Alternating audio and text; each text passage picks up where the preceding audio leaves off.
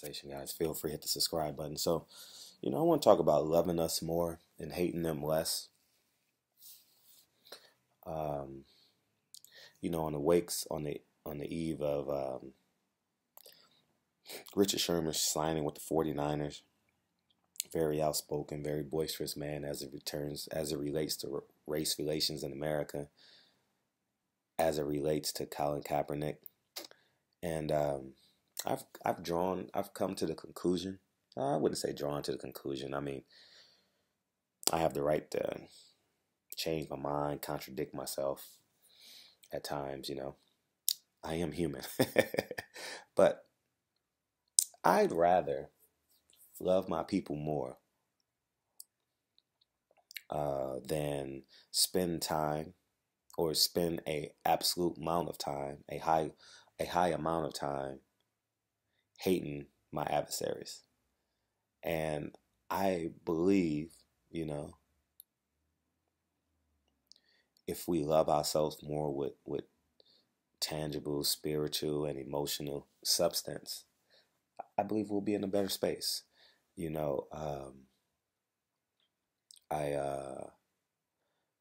not the fact I was disappointed in Richard Sherman. I've never met him. No, I've never met him. I've met his father, but I've never met him.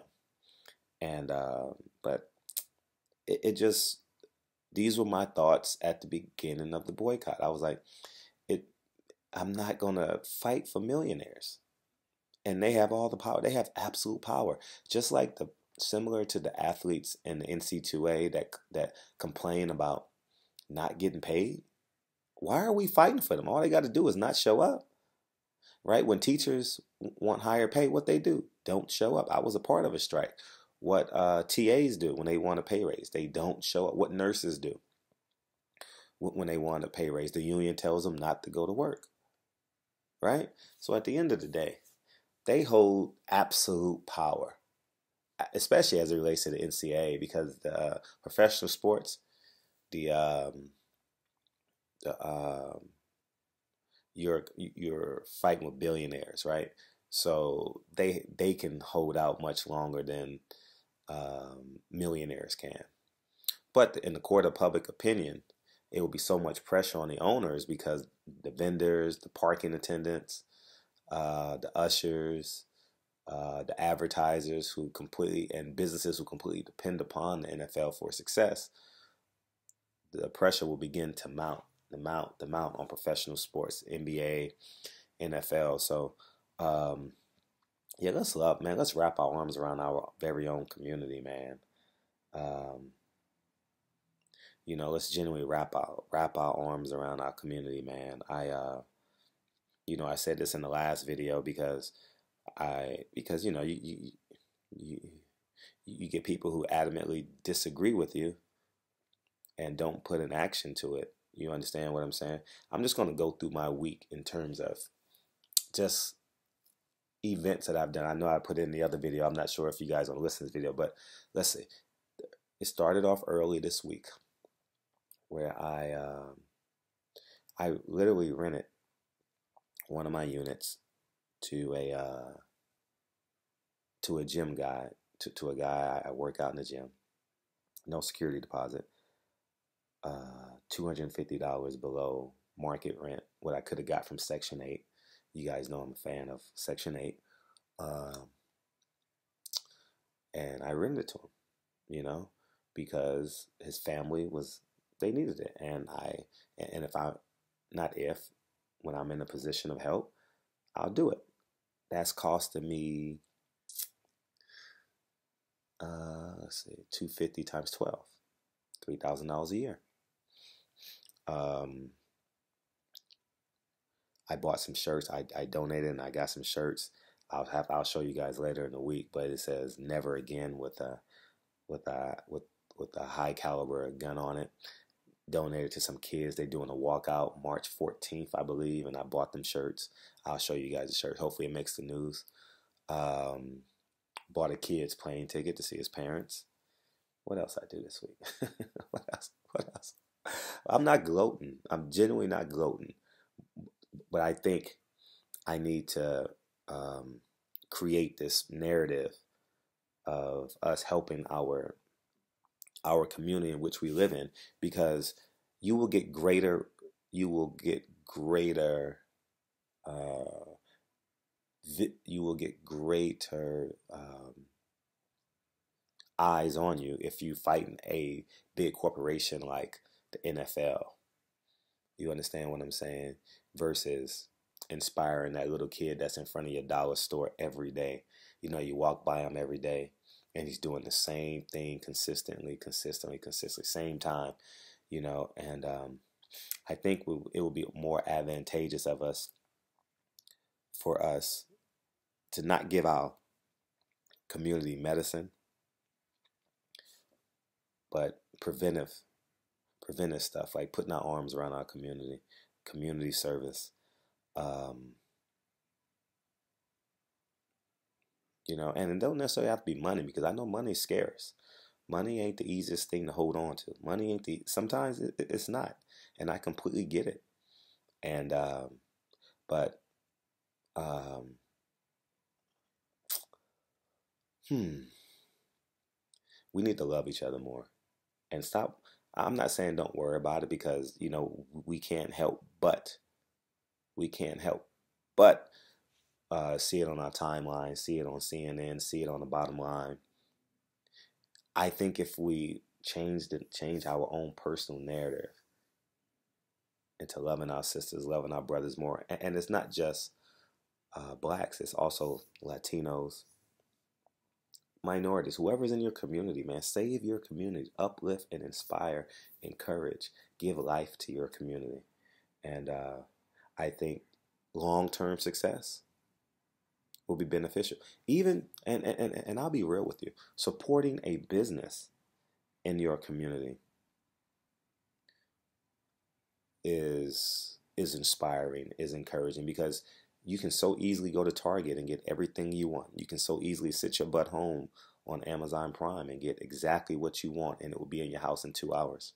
So going out and supporting, spending your tax dollars on a local business is a beautiful thing, is a form of supporting your community.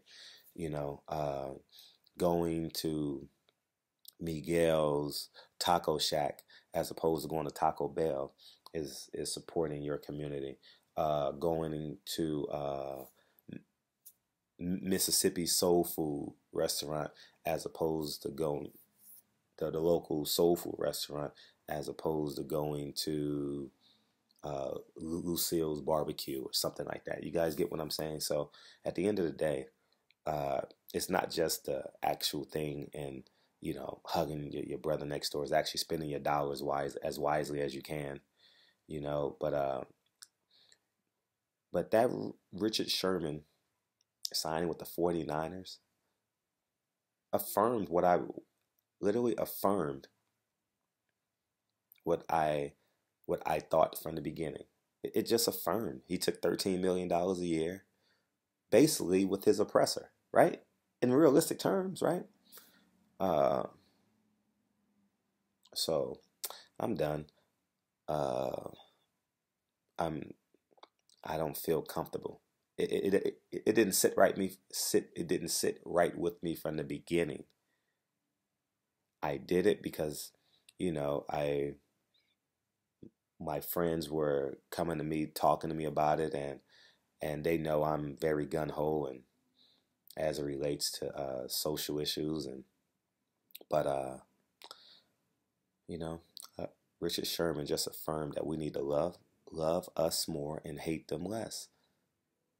You know, fighting against people who hate you versus loving people who want to be loved or have lack of love will do better for your spirit, will do better for your soul. Now, I will not disagree with you and say when you finally crack the mold in terms of people you hate and you defeat them and you win, it's a beautiful thing. I'm not telling you not to do it. I'm just suggesting an idea which I believe will have greater long-term success. Because at the end of the day, once you boycott one business, guess what? It's going to be another business. It's going to be another business without developing the businesses of the people that look like us. So just like Black Panther did $1 billion. Disney is the parent company. They put up 2 million. They put up $200 million. They're plus 800 million. It's a win.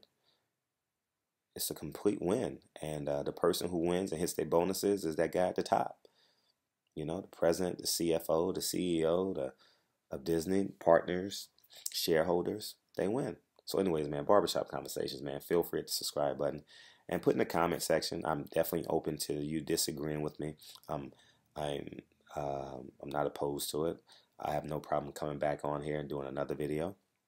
And we just keep the conversation going because this is a polarizing conversation that will be here to the end of time. You understand what I'm saying? And I know the argument will be, what if Rosa Parks didn't sit on the bus? Well, the flip side of that is we could have created our own bus line, our own modes of transportation, right? Similar to equal rights versus integration. See, people, those are two completely different fights, man. Completely different fights. But they bamboozled and tricked us into believing that we needed integration. No, they changed the narrative on us and we fell for it. We didn't need integration. No, we needed equal opportunity. That's it. That's it. Put us in position to have equal opportunity and see what happens. They don't want that. Oh, you need integration. We need to, I believe we can monetize your talents and trick you to believing you're the best and you're the best of the blacks. And guess what? You look down upon the people who are less than you and want to assimilate yourself to be more white, to be more white supremacist. Anyways, I could do a 2-hour video on that. And but I'm open to that. You guys want to talk about the bus boycott, the sanitation department, What else? If we had the right to vote, you know, I'm not telling you not to fight those big fights. If you can do both, I would suggest you do both. If you had an option, I would say love your community more. You know, because the rich people are still going to be rich. Corporations will remain corporations. You understand what I'm saying? And it's just ideas. I'm freestyling right now. And let's keep this conversation going. Maybe somebody can prove me that I'm wrong or reaffirm to me that I'm right. But Richard Sherman is who he is. He's taking $13 million with what I thought was the oppressor. And I'm done fighting that fight. Anyways, man, Barbershop Conversations, man. Feel free to hit the subscribe button. Talk to you soon. Peace.